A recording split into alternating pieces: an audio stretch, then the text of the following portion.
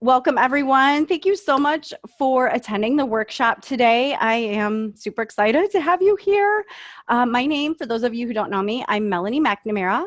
I am a transformational life coach, which means I can help you through any kind of transformation you're making in your life, whether it's you're just simply looking for a better life, or maybe you're switching careers, maybe you need some help with your relationships, body image, self-love, all that good stuff, all the things. Maybe you just want to work on a particular problem, or maybe you're like me when I found life coaching and I needed a complete overhaul. So that is what I do in my practice. I work with clients one-on-one, and we meet weekly, and we focus just on you and what's going on for you. So I'm 50 years old. I just turned 50 in December. So I'm actually almost 51. I have 3 grown children. I have a granddaughter. I have quite a story about my life. I worked in the restaurant business for many years. I was a stay-at-home mom after that for a long time. And then I opened a cafe. And then we had to close in 11 months after we opened, we closed. So I could paint a picture of what a public failure that was. And I let down all my employees and the community and everything. So we have a lot of stories we tell about our lives and about the world around us, right? After that, that is when I got into real estate. And throughout my 10-year career in real estate, I pursued continuing education and became an associate broker. And during that time was when I was diagnosed with stage 3 triple negative breast cancer. It was actually when I came out of my treatments was when I really sought help for myself in the form of life coaching. Felt like the world crashed down around my ears then, after that. So that's when I really got into life coaching, decided to start my own life coaching business. So as I promised, this is going to be a workshop. So my intention for you is that you walk away with tools that you can implement into your life to genuinely feel better, right? What I want you to do, because here's the thing, guys, inspiration does not equal transformation. What I want you to do is take these tools, and I really want you to implement them. I want you to take a little time every day to work on the things that we're going to talk about here. And this is what I work on with clients every day. So don't just listen, except for those of you who are driving, you listen, and then I'll send you a recording that you can play back. So what we're going to do first is we're going to do a little something I call mind hygiene. It's kind of like cleaning out your purse, only it's cleaning out your mind. You know how you just dump your purse out and you've got like the bubble gum rolled up, wadded up in the paper, and you have to throw out your old receipts from 6 months ago and things like that. Our mind, over 60,000 thoughts go through our mind every single day. And most of them are the same thoughts that we just keep thinking over and over and over again. So the first thing we really need to do in order to feel better is reveal our problems, reveal our thoughts to us in a genuine way where we can really take a look at them and be just really honest about what's going on. When you get them out, write with a pen on paper, it really helps you to detach. And then the second thing we're going to do is we're going to categorize and identify what is the true source of our suffering, the problems, what's going on with us. Okay. So I want you to get your paper, get your pen. We're just going to take a couple minutes. If you have something in mind, maybe something you came to this call about today that you want to write down your thoughts about that, that's totally fine. I'm just going to give you some prompts in case you're not quite sure what you want to write about today. And then you can take these back when you do this daily, because I do suggest you do it daily. So let's just start. We'll just take a couple minutes and start writing. So what are you worried about? What scares you right now? What do you wish was different? What isn't right? What is hurting? What are you struggling with? What is a problem you have? What is another problem you have? And what isn't working? So for those of you who just popped in, we are doing what we like to call a thought download or mental mind hygiene.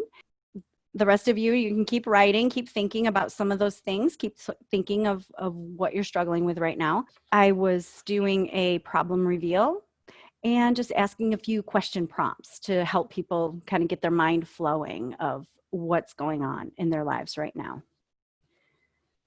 Okay. And you may notice that all those things that you're writing out are probably pretty negative. The question prompts I gave you were definitely to produce more of like the struggling thoughts. That's what this workshop is about, is to alleviate a lot of that suffering that we put on ourselves. I'm going to share with you the emotional secret to the universe that you can carry with you always. It's always, always true. The emotional secret to the universe is that our thoughts cause our feelings. Circumstances never do, and other people never cause our feelings. It is 100% our thoughts about it. Now, you may be looking at me saying, yes, I know, Melanie. I've seen the memes. I've seen the positive vibes. I've seen, all of that, the cliches and everything online. But here's the thing. So often, we see that, we're like, okay, we got to think positive. And then you're trying to silver lining your way through life, right? You're like, this circumstance is bad, but it's okay because silver lining, whatever that may be, right? It's kind of like slapping lipstick on a pig. Except I don't really like that analogy because I think pigs are adorable and I love lipstick. So I think that's a fabulous thing. But you know what I mean, right? So if you don't really believe those silver lining thoughts, then you're not going to get lasting relief from your suffering, right? You're not going to really get to the root of the problem. Because like I said, it is based on the premise that the circumstance is bad or good. And it's not inherently neutral, which in fact, circumstances are facts, which are always neutral. And we're going to talk a lot about that. So what you have then is a story about your circumstance. There's a pandemic. Your car broke down. Your husband said words to you. Your kids did a thing, right? You were diagnosed with cancer. All of those things are just neutral facts. They're facts, right? And then we create a story about them.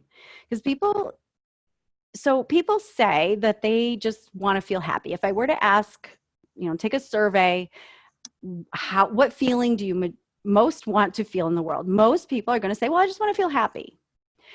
But the truth is we don't necessarily always want to feel happy, right?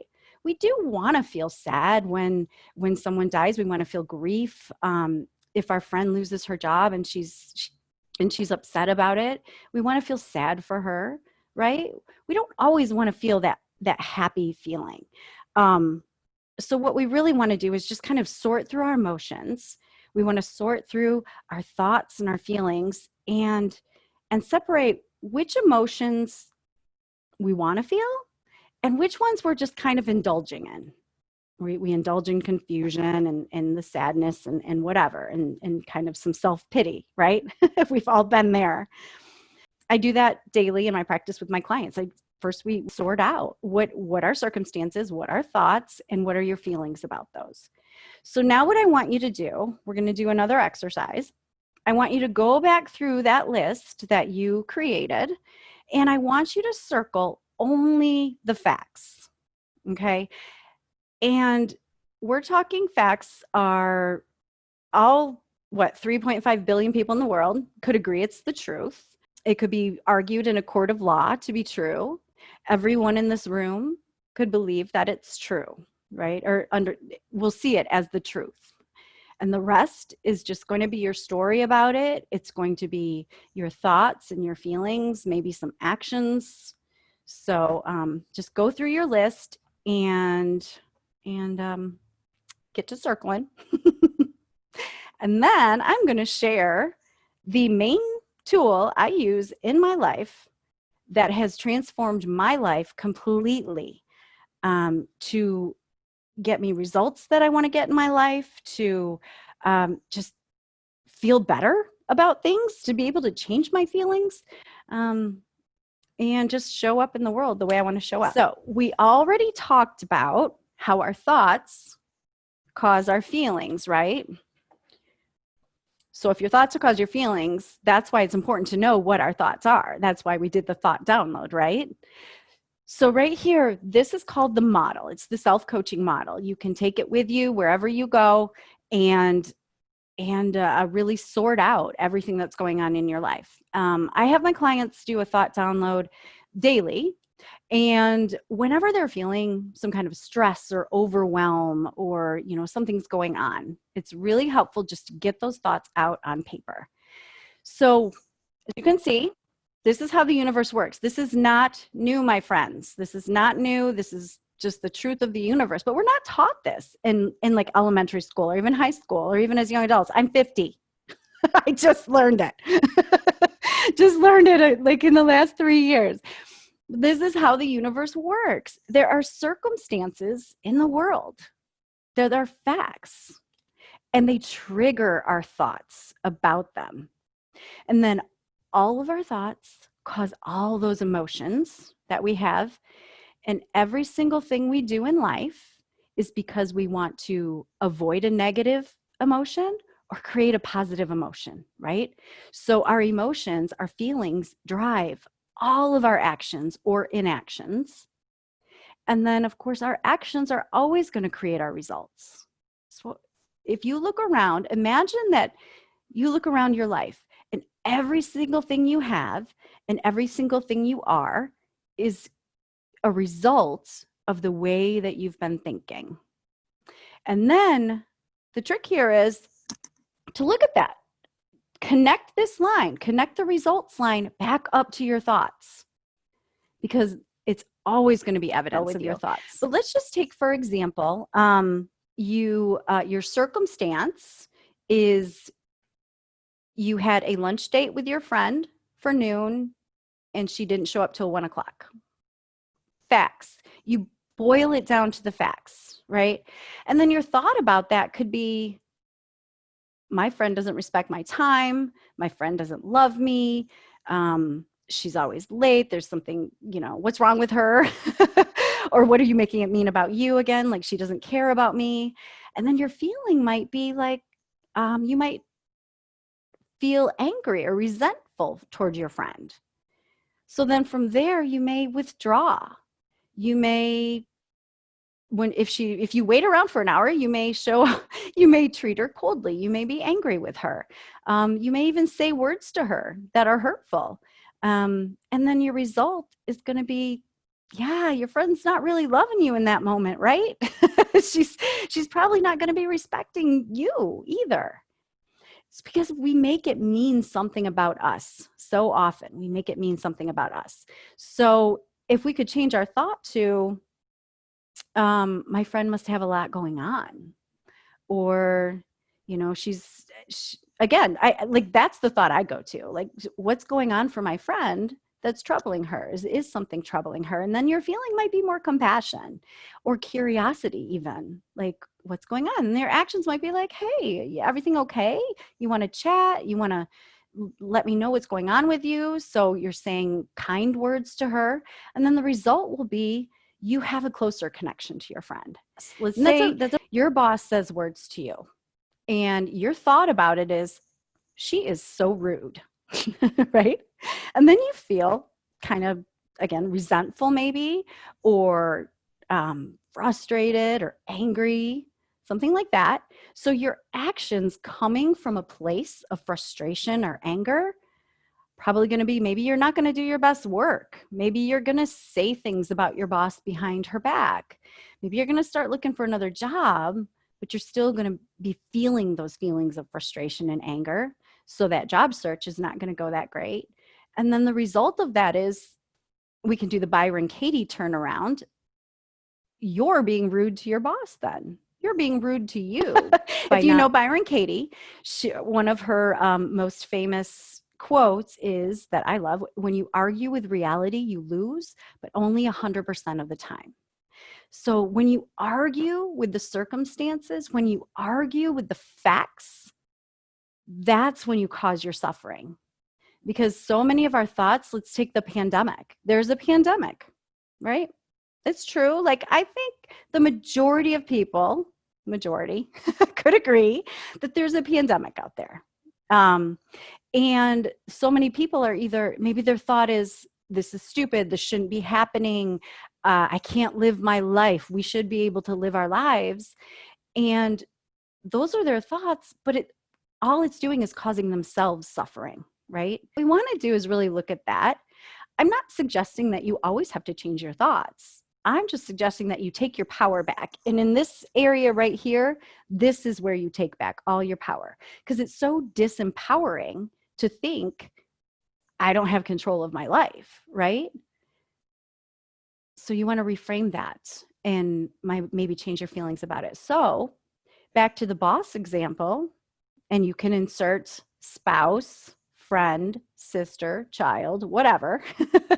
Back to that example, instead of boss says words, your thought could be, oh, again, I wonder what's going on for them that they would say those words to me.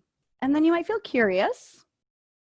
And then your actions that you might take from there are going to be, you're just going to do your work, however you usually do your work, or say it's your spouse, and your spouse says something and your thought is, oh, they just snapped at me, right? Maybe you could think, again, I'm curious, what's going on for them that their frustration level is at where it's at. But it's when we make it mean something about us. Our spouse says words and we think, oh, my spouse doesn't love me, my spouse doesn't respect me, that's when we start to pile on the suffering, right? So often people think life coaching is like rah-rah cheerleader stuff, happy, positive thinking. And it's not necessarily true. It's just, the main thing is you really want to notice, how are you thinking? And what are you feeling when you think that way? What are your actions or inactions from that? So like an action, like if I peeked in your window, I could see you doing something, maybe working on the computer, or see you cleaning or doing dishes or crying or whatever. Or an inaction might be like building a new business, like building my coaching business. My circumstance could be I scheduled a meeting. I scheduled a workshop today. And my thought at the beginning, we had technical difficulties, and I could have gone off the rails with a thought like, oh my God, this is never going to work. My life's over. I should just pack it in, right? And then my feeling's going to be frustration or fear or whatever. And then my action might be an inaction. It might be like, oh, forget it. Just forget it. We won't do that. And you know what the result will be? I'm not growing my business. Now, we only put ourselves in the result line, but also the result could be, I'm not sharing these tools that I know that have completely transformed my life. That's what I'm here for. I want you to be able to transform your lives too. Do the model. And then we notice, oh my gosh, I didn't know I was thinking these negative thoughts. I want to change them right away. Well, you want to slow down. You want to slow down, and you really want to sit with it. You want to take a look at it, work the model, and decide, okay, I see that is my thought. I see that these are the results that are stemming from that. Now, do I want to change it? And if I do I like my reasons? So let's go back to the example of the boss, right? The boss says words, and your thought is, maybe it's what a bitch or whatever. And you want to jump out of that real quickly. Well, first you want to sit with it and you want to think about it, and then decide, is that thought serving you to think like that? And sometimes when we're kind of in victim mode, and I will tell you this from experience, yeah, sometimes we want to feel those, we want to think those things because we feel kind of justifiable, kind of anger. I had a lot of feelings like that in my life towards certain people. And then I realized, you know what? The results that I was creating in my life from my thinking about that were not great. And I was causing my own suffering, right? So I've made decisions in my life that, oh, I'm not going to think that way anymore. Let's use weight loss as an example, right? So the circumstance could be my goal is to lose 20 pounds. Okay. And, let's just say, let's say your goal is to lose 20 pounds and you created a protocol of what foods you're going to eat and how you're going to do that. And again, that's something I work on in my program too. In the moment, you decide you're going to eat a bowl of ice cream and you just chow down the ice cream, right? With crumbled Oreos and some hot fudge, maybe a little whipped cream, right? So you do that in the moment. And then you know what happens? You beat the shit out of yourself. You start telling yourself, oh, you're a failure. You're never going to lose weight. You suck. You need to stick to your diet. You know, you need to do this and this and that. And that causes these terrible feelings of judgment. Now, some people think, well, that's going to motivate me to lose the weight. That's going to motivate me to stay on my plan. But here's the thing, my friends, beating yourself up is never going to create a lasting result. You may lose the weight eventually. You're going to feel like crap the whole time, right? And, you know, you may think it's serving you because you get to the end and you're like, woohoo, look at the scale. And then you're like, yeah, but I still feel like shit about myself. So my goal is, my thoughts are, I told myself, I am not going to beat myself up anymore. I'm not going to say mean things to myself ever again. And I made this decision, and I must say it's still something I've been working on, but actually in the last month, it's really taken hold. And that's something that we work on too, is like really believing in our bones. We believe the thoughts. We create a belief that we want to have. We create thoughts we want to think on purpose. And when you can believe them and you can feel it in your body, how much you believe it, that's gold right there, my friends. So anyway, back to our example. If you love yourself on the way down the scale, it's so much better, and it provides you with lasting results. Once you lose the weight, you're loving yourself so much, you don't have to worry that, oh my God, I'm going to gain the weight back if I don't do this, this, or that, right? You're just loving yourself on the way down. Thank you so much, Beth. Beth says this is so relatable. I know there's so many. Here's the thing. Here's the way our brains work, right? Our brains really don't know the difference between a cancer diagnosis and having to give a public speech or something. It's all fear. Our brain is innocently working against us, my friends. It is hardwired to protect us. If you think back in the cave days, let me first say, there's a motivational triad. Our brains are wired in the most simple of forms to avoid pain, seek pleasure, and expend minimal energy. And what do we have in our world today? We have access to all the food you want to eat, right? So seeking pleasure and all the food and all the scrolling social media, we tend to binge, right? We're like, oh, pleasures, external pleasures, and avoiding pain. Our brain wants to keep us safe, and it registers standing up in front of a crowd as danger, danger, danger. Because what? Because maybe you'll stumble on your words. Maybe you'll say something wrong and people will laugh at you, and then you'll be ostracized from the group, and then a mountain lion's going to eat you and you'll die. So our brain, I like to say that our brain is always telling us we're going to die, right? But you have to say, no, brain, it's okay. I'm good. There's going to be it doesn't matter, right? So, and then expend minimal energy. So here's the thing. Here's about the thing about believing new thoughts and thinking new thoughts. It is a practice because our brains want to keep thinking the same thoughts. It wants to keep the same programming that it's had since birth. Since the day you were born, your brain has been soaking in all of the images, on all the media images, the images of what you should or shouldn't look like or be like in the world, the beliefs of our parents, and then of our peers and of our teachers as we grow. And then we kind of just take on all of these things. We just soak it all up, right? And then our brain just wants to keep processing all the same thoughts. And it doesn't want to think new thoughts. So it is a practice. I'm just so passionate about all of this, learning this model, changing my thoughts to create a whole different set of results in my life. So here's your next piece of the workshop. I know some of you are probably driving, but I want you to write on a piece of paper, just write CTFAR,